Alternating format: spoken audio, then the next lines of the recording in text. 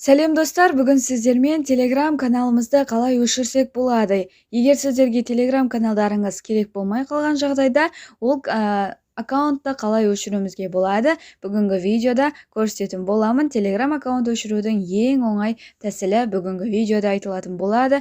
Видеоның соңына дейін көруді кеңес беремін, себебі бұл видео сіздерге пайдалы болары сөзсіз. Каналға тіркеліп, видеоға лайк басып, өз ойыңызды бөлісіп кетуді ұмытпаңыздар.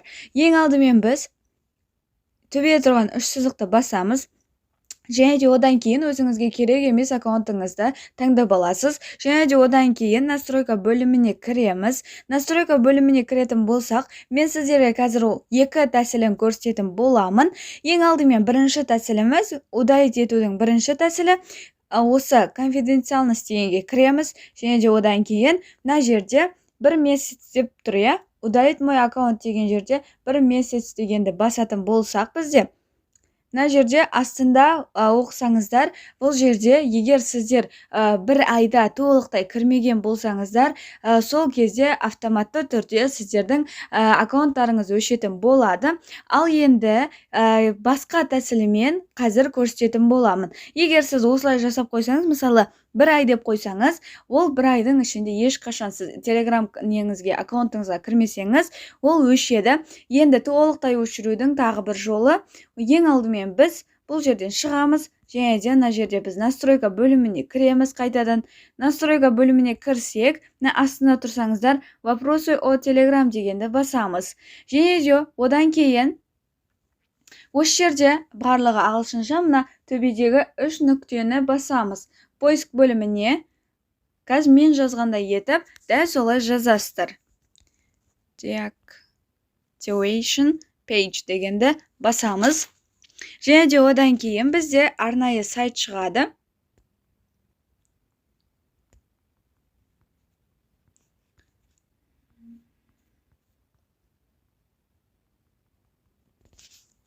Қазір менде сеттің нашарлығына байланысты дұрыс ашылмай тұр, енді ашты. Қазір осылай веб-страница ашылады.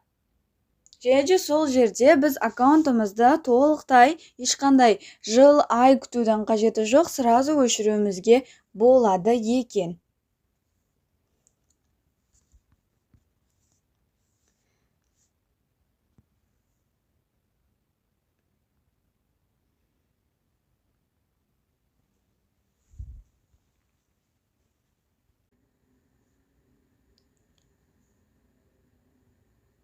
Осыны басамыз.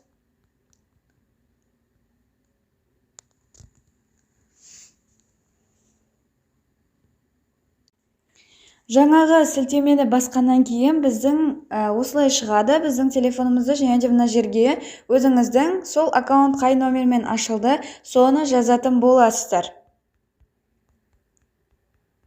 Және де next.